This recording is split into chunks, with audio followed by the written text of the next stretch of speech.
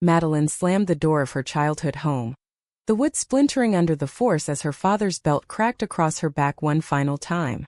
"You're no daughter of mine," he roared, his face twisted in rage, the Bible clutched in his other hand like a weapon.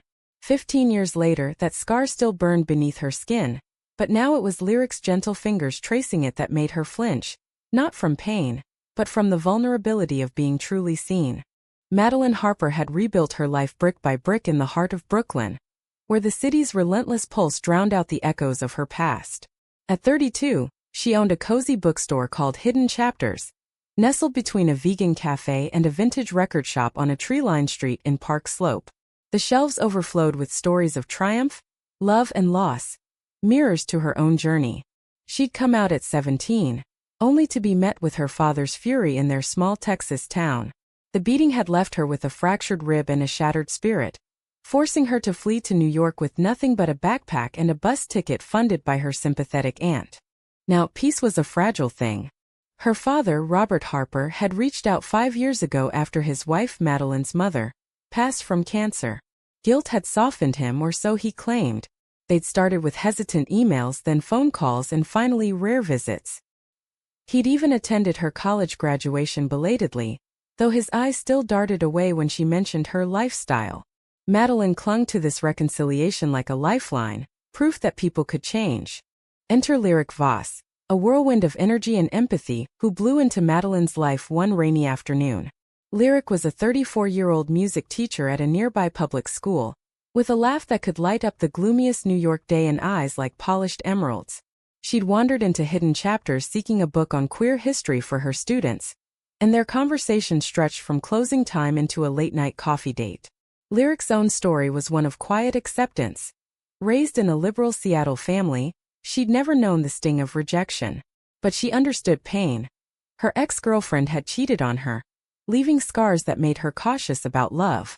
Their romance bloomed slowly, like spring in Central Park. Walks hand in hand through the Brooklyn Botanic Garden, where cherry blossoms framed their first kiss. Shared dinners in tiny apartments, trading stories under string lights. Lyric introduced Madeline to her world of indie concerts and rooftop parties, while Madeline shared the solace of literature. "You're my favorite chapter," Lyric whispered one night, her head on Madeline's chest as they lay tangled in sheets. But beneath the bliss lurked shadows. Madeline hadn't told her father about Lyric. Not yet.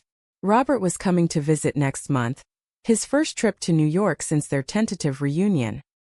He'd asked about her personal life, and she dodged, saying she was focused on the store. The lie felt small at first, a white one to preserve the peace. But as the visit approached, it grew into a knot in her stomach. One evening as they strolled along the East River, the Manhattan skyline glittering like a promise, Lyric stopped and turned to her. "Maddie, I want to meet your dad. If we're serious, and I think we are, this is important." Madeline's heart raced. "He's old-fashioned. Give me time." Lyric's face fell, but she nodded, squeezing her hand. "Okay, but secrets have a way of biting back." The next day at the bookstore, Madeline buried herself in inventory, the scent of old paper calming her nerves. A customer, an elderly woman with a kind smile, picked up a memoir about family forgiveness. "Sometimes holding on hurts more than letting go," she said casually. Madeline froze, the words hitting like a punch. Was she holding on to a father who might never fully accept her? That night, over homemade pasta in Lyric's cramped kitchen, Madeline confessed parts of her past, the beating, the exile. Lyric listened, tears streaming, then pulled her into a fierce hug. "You're so strong. But you don't have to hide me. I'm proud to be with you." Madeline promised she'd tell Robert soon. But deep down, fear whispered otherwise. As the weeks ticked by, the city shifted into fall, leaves turning fiery reds and oranges. Madeline's anxiety mounted. She drafted emails to her father, deleting them unsent. Lyric noticed the distance, the way Madeline pulled away during intimate moments. "What's wrong?" she asked one crisp morning, as they sipped coffee on the fire escape. "I'm scared," Madeline admitted. "What if he rejects me again? What if I lose him for good?" Lyric set her mug down. "And what if you lose us by lying?" The question hung in the air, a harbinger of the storm to come. Madeline nodded, vowing to come clean. But when Robert called that afternoon, his voice gruff but warm, asking about her boyfriends, she chickened out. No one special, she said, the lie slipping out like poison. Little did she know, Lyric had overheard from the next room. The betrayal stung, sharp and unexpected. As Madeline hung up, Lyric emerged, eyes blazing. No one special? Is that what I am? The argument erupted like thunder, words flying like shrapnel. Madeline defended herself. It's complicated. But Lyric shook her head. Love isn't complicated. It's honest. She stormed out, leaving Madeline alone with the echo of the slamming door, mirroring that fateful night 15 years ago. The next morning dawned gray and heavy, the kind of New York autumn day where the skyline blurred into mist. Madeline woke to an empty bed. Lyric sighed, cold and untouched. She'd spent the night pacing her apartment, replaying the fight in her mind. How had a small omission spiraled into this? She texted Lyric. I'm sorry. Let's talk. No response. Panic set in as she headed to the bookstore, the streets bustling with commuters who seemed oblivious to her crumbling world. At Hidden Chapters, the bell above the door jingled incessantly, but Madeline's focus was shot. She misfiled books, gave wrong change, her mind on Lyric's hurt expression. By noon she couldn't take it. She closed early, a rarity, and hailed a cab to Lyric School in Williamsburg. The building was a red brick relic, alive with children's laughter. Madeline waited outside, heart pounding, until the final bell rang. Lyric emerged, surrounded by students waving goodbye. Her eyes widened at the sight of Madeline. What are you doing here? I need to explain, Madeline pleaded, pulling her aside to a quiet bench under a maple tree shedding leaves like tears. My dad. He beat me when I came out. I was 17, bleeding on the kitchen floor. I ran away and didn't look back for years. When he reached out after Mom died, I thought maybe he'd changed. But telling him about us? It could destroy everything we've rebuilt. Lyric's anger softened, but her voice was firm. I get the fear, Maddie. But lying about me? That makes me feel like I'm your dirty secret. I deserve better. You do, Madeline whispered, taking her hand. I'll tell him. When he visits next week, I promise. Lyric searched her eyes, then nodded slowly. Okay. But no more lies. We're in this together. They sealed the truce with a kiss, the world fading around them. That evening they walked arm in arm through Prospect Park, the air crisp with promise. Lyric shared stories of her own family's support, how her parents had thrown her a coming-out party with rainbow cake. Madeline envied that ease, but it fueled her resolve. As Robert's visit loomed, Madeline prepared. She cleaned her apartment, stocked the fridge with his favorite Texas-style barbecue from a local joint. She even bought a photo frame for an old family picture, symbolizing healing. But nerves gnawed at her. What if he walked out? What if he lashed out again? Lyric was her anchor. They spent nights planning how to break the news gently, perhaps over dinner at a neutral spot like a cozy Italian place in the village. We'll show him we're just two people in love, Lyric said, her optimism infectious. The day arrived. Robert stepped off the train at Penn Station, looking older, his once imposing frame stooped. Madeline hugged him awkwardly, the scent of his aftershave triggering memories both good and bad. They grabbed coffee, chatting about mundane things, the weather, her store's success. He seemed genuinely proud, asking about expansions. Back at her apartment, as they settled with takeout, Madeline's pulse raced. Dad, there's someone I want you to meet. Her name is Lyric. She's my girlfriend. Robert paused mid-bite, his fork hovering. The silence stretched, thick and suffocating. Then he set it down. Girlfriend? As in? Yes, Madeline said, voice steady despite the tremor inside. I'm gay, Dad. I always have been. And Lyric makes me happy. He rubbed his temples, eyes distant. I thought we'd moved past this. After all these years. Moved past? It's who I am, Madeline pressed, anger bubbling. You can't pray it away or beat it out of me. Robert's face reddened. I regret that night, Maddie. Every day. But this. It's not natural. The Bible. Screw the Bible. Madeline exploded. Years of pent-up rage spilling out. It's love, Dad. Pure and simple. He stood abruptly. I need air. He grabbed his coat and left, the door clicking shut like a final judgment. Madeline collapsed onto the couch, sobs racking her body. Lyric arrived minutes later, having waited nearby. She held her, whispering comforts. "You did it. That's brave." But the peace was shattered. Robert didn't return that night. Madeline's calls went to voicemail. The next morning, a note under her door. "I love you, but I can't accept this. Heading home early. Give me time." Devastation hit like a wave. Madeline spiraled, questioning if honesty was worth the loss. Lyric tried to console her, but tension brewed. "Maybe I pushed too hard," Lyric admitted one evening as they argued over wine. "No, it's his issue," Madeline countered. But doubt crept in. Had introducing Lyric forced her father's hand? Weeks passed in a blur. The city decked itself in holiday lights, but Madeline's world dimmed. She threw herself into work, hosting a queer book club that drew crowds. Lyric supported her, but the strain showed. Small fights erupted, over forgotten dates, unspoken fears. Then, the lie that would change everything surfaced. During a vulnerable moment, Madeline confessed to Lyric that she'd emailed Robert, downplaying their relationship as just friends to lure him back. "It's temporary," she said. "Until he's ready." Lyric's eyes widened in betrayal. "You lied again? To him, and to me." "It's not a lie. It's protecting us." "No, it's cowardice," Lyric shot back. "I can't be with someone who hides me." The words hung like a guillotine. Lyric packed a bag and left for her sisters in Queens, saying she needed space. Madeline was alone again, the fragile peace with her father, and now her love, crumbling to dust. Winter gripped New York with icy fingers, snow blanketing the streets like a shroud over Madeline's heartache. 2 weeks without Lyric felt like an eternity. The bookstore became her refuge and prison. Customers' cheerful holiday chatter, a stark contrast to her inner turmoil. She replayed the arguments, the lies, wondering where it all went wrong. One snowy evening as she locked up, her phone buzzed, a text from Robert. "Can we talk? I'm sorry for leaving like that." Hope flickered, fragile as a candle flame. They agreed to a video call, Madeline's hands shaking as she set up her laptop. His face appeared on screen, lined with regret. "Maddie, I've been thinking a lot about that night.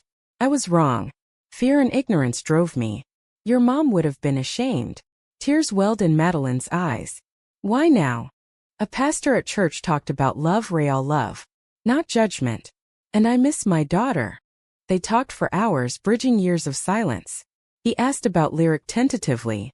"Tell me about her." Madeline did, her voice warming. Robert listened, even smiled. "She sounds good for you.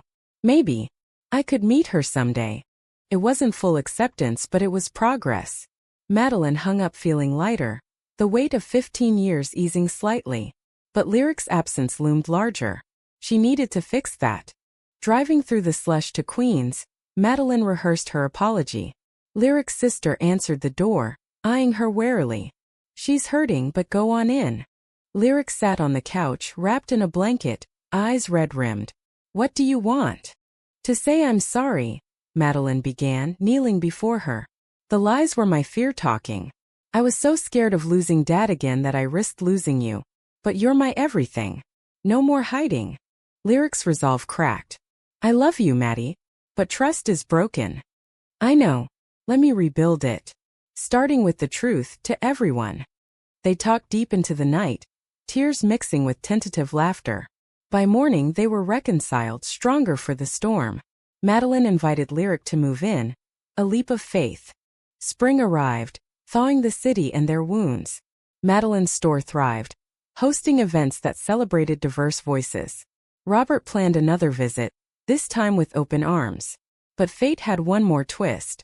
During a routine checkup, Madeline discovered a lump. Tests confirmed breast cancer, early stage, treatable but terrifying. She told Lyric first, who vowed to stand by her.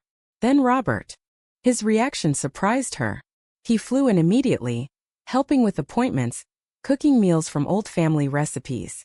"I'm here, kiddo. For all of it."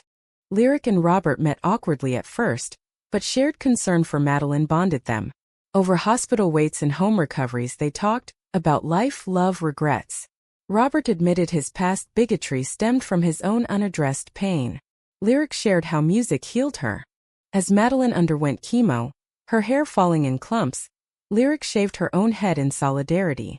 "We're in this together," she said, echoing their earlier promise. Robert watched, tears in his eyes. "You too. Your family."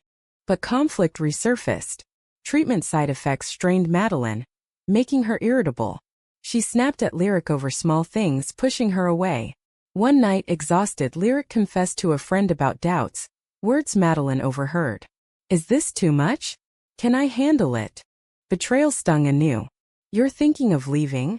Madeline accused. "No. I'm scared too," Lyric cried. "But we promised honesty." The argument peeled back layers, revealing insecurities. They sought counseling, a neutral space in Midtown where they unpacked the lies, the fears. The therapist, a wise woman with a no-nonsense New York accent, guided them. Love isn't perfect. It's persistent.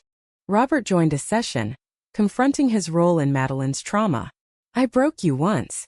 I won't again." His apology was raw, healing old wounds. Summer brought remission news, a celebration in Central Park with picnic baskets and laughter. Madeline, hair growing back in soft curls, proposed to Lyric under the Bethesda fountain. "Will you marry me? No secrets, just us." Lyric said yes, tears of joy flowing. Robert walked Madeline down the aisle at their small wedding in a Brooklyn garden, his pride evident. "I'm honored," he whispered. But life's drama didn't end. A year later, Robert's health declined, heart issues from years of stress. Madeline and Lyric moved him to New York, caring for him in their home. Tensions arose, old habits died hard. Robert occasionally slipped into judgmental comments, testing their patience. One evening, after a heated exchange about politics, Lyric stormed out. Madeline followed, finding her on the stoop. "He's trying, but it hurts." "I know," Madeline said. "But family is messy. We choose to love anyway." They reconciled as always. Robert passed peacefully that winter, his last words to them. "Thank you for showing me what love really is." In the aftermath, Madeline and Lyric reflected on their journey. From pain to peace, lies to truth. The fragile reconciliation had shattered, only to rebuild stronger. Years blended into a tapestry of everyday magic and quiet challenges. Madeline and Lyric's marriage deepened, rooted in the soil of shared trials. They adopted a rescue dog, a scruffy mutt named Hope, who bounded through their Park Slope brownstone, bringing chaos and joy. Madeline expanded hidden chapters into a community hub, offering writing workshops for queer youth, echoing the support she'd craved as a teen. But echoes of the past lingered. On the anniversary of her mother's death, Madeline visited the cemetery in Texas, Lyric by her side. Standing before the grave, she whispered forgiveness, releasing ghosts. "Mom would have loved you," she told Lyric, who squeezed her hand. Drama resurfaced when Lyric's ex, Sarah, reappeared. Now a successful musician in the city, Sarah contacted Lyric for a collaboration on a school project. Old flames flickered. Sarah's charm was undeniable. Madeline noticed Lyric's late nights, the secretive texts. Jealousy brewed, a toxic mix. One night, over dinner, Madeline confronted her. "What's going on with Sarah?" Lyric sighed. "Nothing. It's work." But she apologized for cheating back then. It stirred things up. Stirred? Like feelings.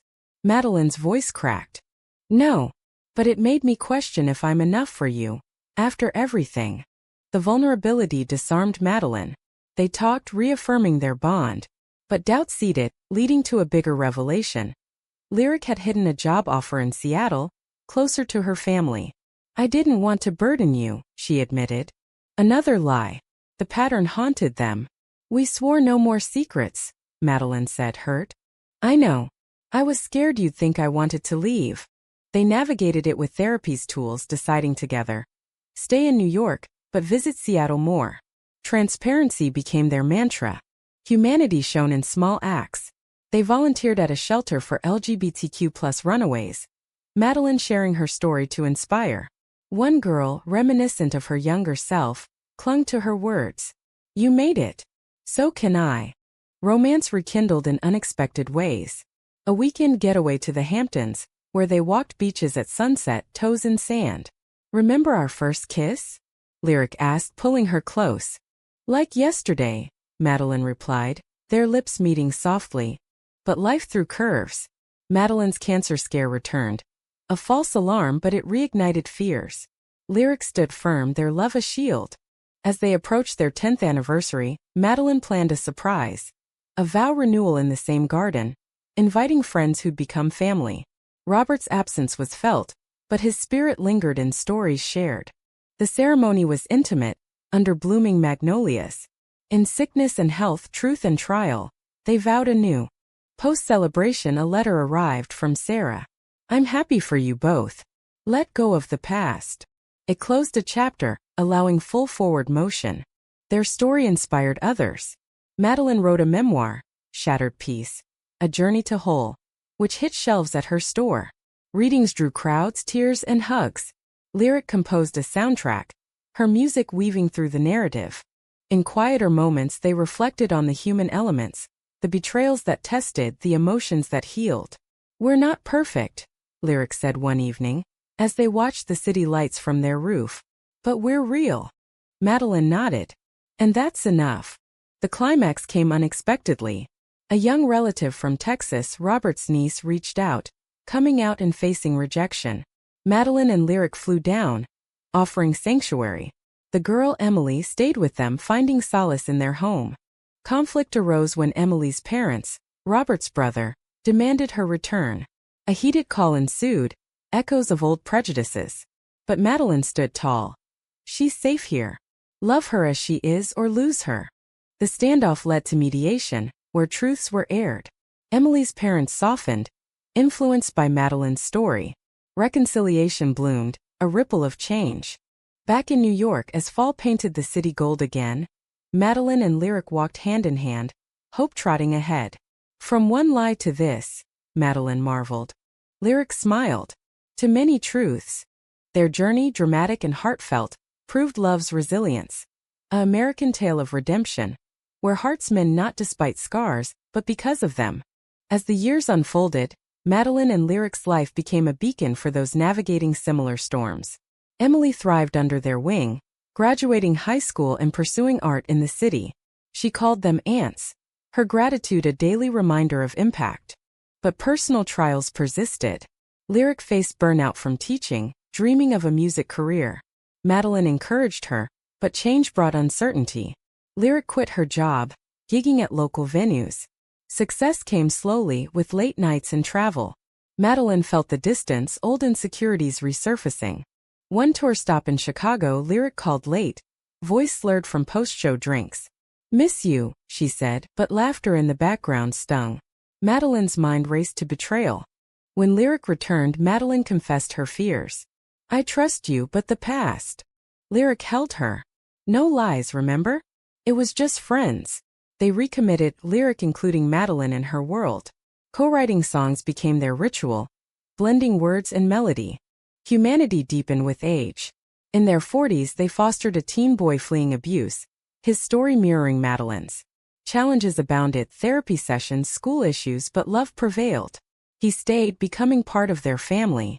Romance endured in simple ways. Breakfast in bed, notes hidden in books. "You're my forever plot twist," Madeline wrote once. The ultimate test came with Madeline's health decline.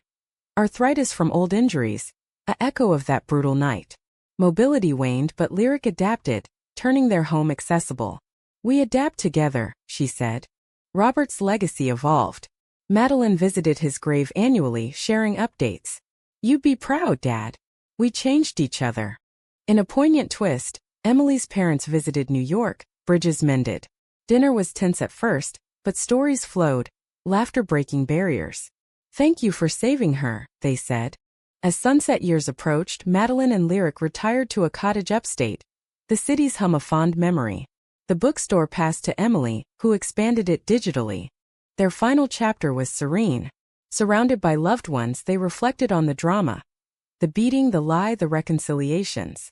"It was all worth it," Madeline whispered one evening, hand in Lyric's. Lyric nodded. "For this love?" "Absolutely." Madeline passed first, peacefully in sleep. Lyric followed months later, heart giving way to grief. They were buried together under a maple, inscription reading, "In truth and love, eternally." Their story lived on in books, songs, lives touched. A testament to human resilience, where one lie shattered peace, but countless truths rebuilt it stronger.